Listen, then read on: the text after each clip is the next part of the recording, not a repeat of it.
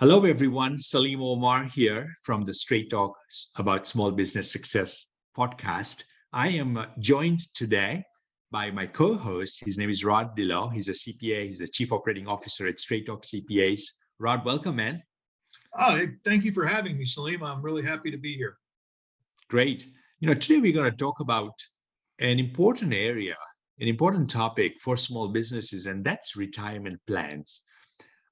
So, Rod, I'm going to kind of ask you. I mean, you've got tremendous experience working with small business, with retirement plans. I'm going to pick your brain and kind of ask you some questions that are going to, so that you can share information that's going to be useful, relevant to small businesses that may have considered a retirement plan, or maybe they've got a retirement plan and they're not sure if they've got the right one. So, first things first, why set up a retirement plan in a business? Why does a business owner want to consider doing that? Well, there's several reasons, Salim. One, it's probably one of the best ways to grow wealth in your business, and at the same time create tax savings. So it's one of the rare moments where you can actually keep your money and still make a tax savings. Additionally, it's a very good in an employee retention setting as well, giving that benefit and showing that value to your employees. So those are some of the primary reasons. Yeah. Now, when you talk about building wealth, how is that? Kind of give us a high level on how that works in terms of building wealth, and what kind of wealth are we looking at in terms of maybe number sense?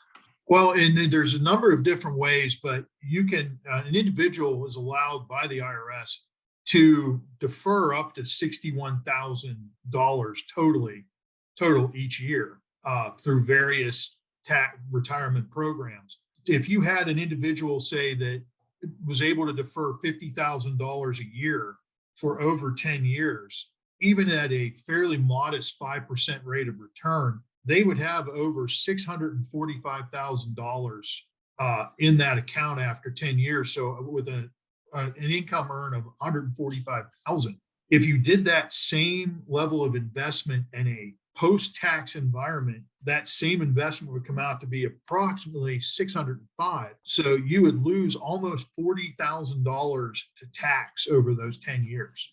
So that's an outstanding way to continue to build and compound wealth while within and avoid having to pay the taxation. So you get basically double earnings. You're earning on money that would have been taxed otherwise. Got it. Yeah. So you're looking at deferring $50,000 a year over 10 years. That's $500,000, but at a conservative rate of 5% that you just shared. That amounts to $645,000 in a 10-year time frame. Yeah. And the great thing is that this is deferred. Yeah, the earnings are deferred, so there's no tax to the business owner on the accumulation that's of happening, wealth. on the accumulation of the Is wealth. untaxed. Got it. Yeah. What about from a tax standpoint? Yeah, the $50,000. Would you say? I mean, is that coming in as a deduction for the small business? It Are they depends on the deducting type of plan. It depends on the plan. If it's deferrals from employee wages, those are outside or of an owner's wages if they're in a.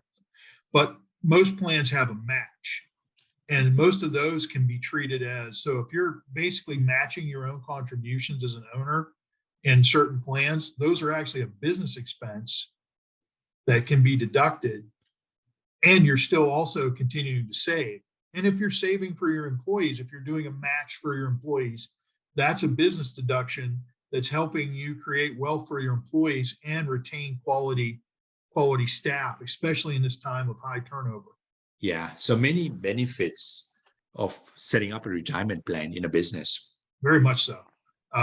Many more options. The options are really there in a business versus a personal setting. So that it's a good place to really begin putting away your money. So what are some options for retirement plans? Is there one? Are there several? There are several, and they're really in some ways designed to fit the size of the business and type of business that's currently setting them up. There's really 5 major types you have your what's called a self-employed 401k, which is really for a single person sole operator in a company and your spouse. They will allow you to have your spouse in that. A SEP IRA, which is for a slightly larger group that if you have small employers. Simple IRA, which is for bigger up to 100 employees in the plan. And then what's the standard 401k, which is for a larger organization from 1 to 10,000. And then the final one is what's called a defined benefit plan, which is more complicated, but will give you some of the largest options to put money away, but they're also one of the more complicated, and there's a lot more compliance involved in operating one of those. And those are purely paid by the employer. Got it. Great. Yes, I was counting on my fingers. So 5. 5. I'm glad it's not 100, but 5 can still be confusing. Yeah. Which one? How does one determine, which plan's right for their business? And if they choose one, can they change as their business grows? So what's your experience with how do you advise your clients when it comes to choosing the right retirement plan for their business? Well, it's a holistic approach. You really look at the number of employees, the level of complexity that the owner wants to deal, the business owner wants to operate under. And, like you mentioned, you can grow. We change it's not a lock in. So you can start a business with, say, a SEP IRA. And as the business grows and you add employees, at some point you determine that a standard 401k may be a better option for you. You can create a new plan, start doing that, and actually most of the time you can, on your plan structure, roll those initial balances from the previous retirement plan into the new one. So there's an opportunity so you can get expanded. And even if you can't, those don't go away. So you don't have to be locked into one plan as your business grows. Actually, you almost want to grow into something bigger. So the opportunities are there, and it's really about employee size, the number of employees, and then also the level of complexity and cost that the business owner wants to incur. Standard 401k has much more compliance involved than a SEP IRA. And then a defined benefit plan has a significant amount of compliance and cost, but gives especially for certain owners, the opportunity to do things like defer $100,000 to $200,000 in certain circumstances at a time on an annual basis, depending on valuations and other things that need done. But there is a fair amount of expense and a fair amount of compliance tied to that plan if you determine you're eligible. Got it. So if you were and I like the approach that you take, the holistic approach. If you were to kind of share a few key things, Rod, when you're sitting in front of sitting with a client and talking about which one's right for them, what are like the 3 or 4 things that really come up recurringly, as important attributes or key factors, whether it's one or the other? But one of the first ones is, the type of legal entity, so that certain plans work better in a partnership versus a C corp. That the next thing is how many employees do you have? If it's say a doctor's practice that only has a practicing physician and his spouse acting as his admin, you could do a self-employed 401k. Makes as much sense as anything, because that's literally the limit. If you're dealing with a company that already has 100 employees, that immediately takes out things like the simple IRA, because there's an employee limit. So understanding the level of staff and then the level of complexity that the owner wants to deal with, because like I said, certain plans are almost self-governing. They don't really need a lot of maintenance. There's not a lot of reporting. But if you move up into a standard 401k or a defined benefit plan, you could be subjecting yourself to having, well, there'll be tax returns, 5500s.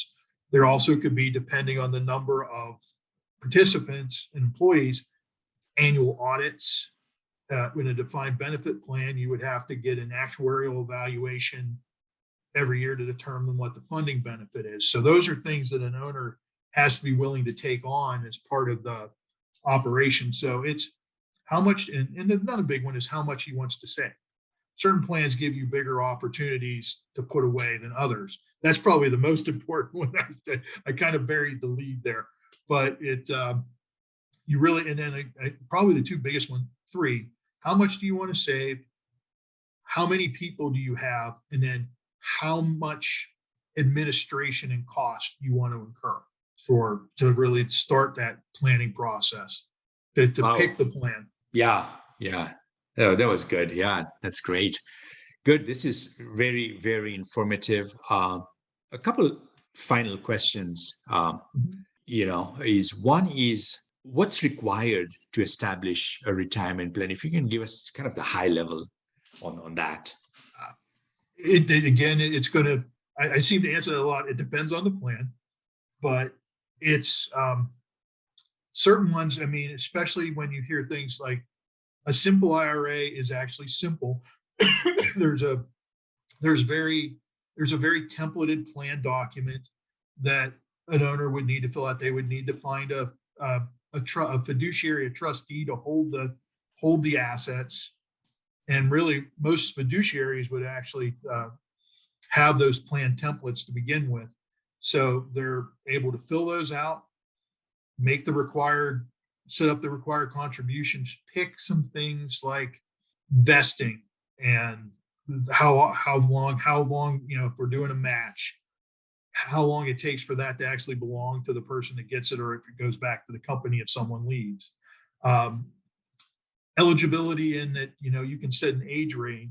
So you can say no one can participate that's under 21, or they have to have 1,000 hours. They have to work 1,000 hours in the company. So you decide those, sign it, make sure you do a annual plan disclosure if you have employees, and you're done. And you set up the contributions.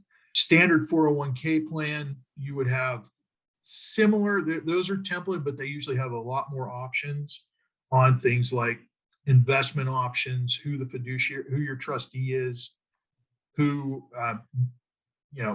eligibility requirements, if it needs an audit, so those things have to be, you would work with your trustee to finalize those and your accountant to determine, matching. Is it going to be a safe harbor plan, which there's a required distribution that you cover for all employees that allows highly compensated people to put additional money in.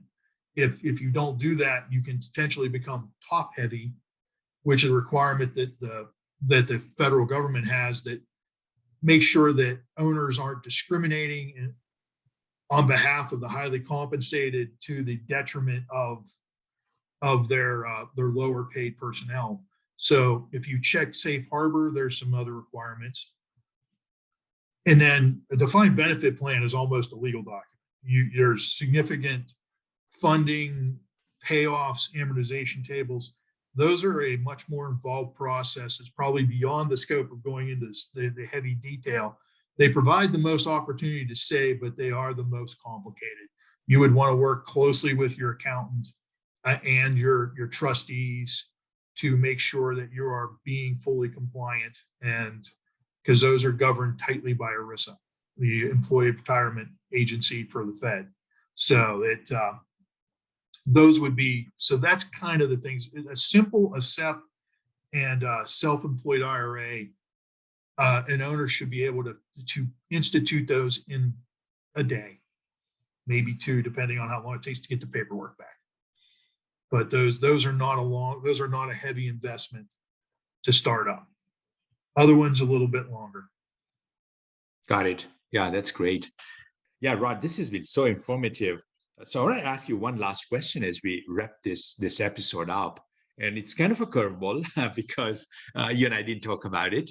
But you bring extensive experience working with small businesses of all different types, industries, and sizes, and especially on the retirement side as well. What is the one question I didn't ask you that I should have asked you for our listeners to, that'll be really useful to our listeners? Well, I think the one thing I would really want to talk about for a minute is just making sure that when you institute these plans, that you maintain current, you are work hard on your compliance, and make sure that you're communicating regularly to your employees what those benefits are, because the benefits to a business are if you have higher participation.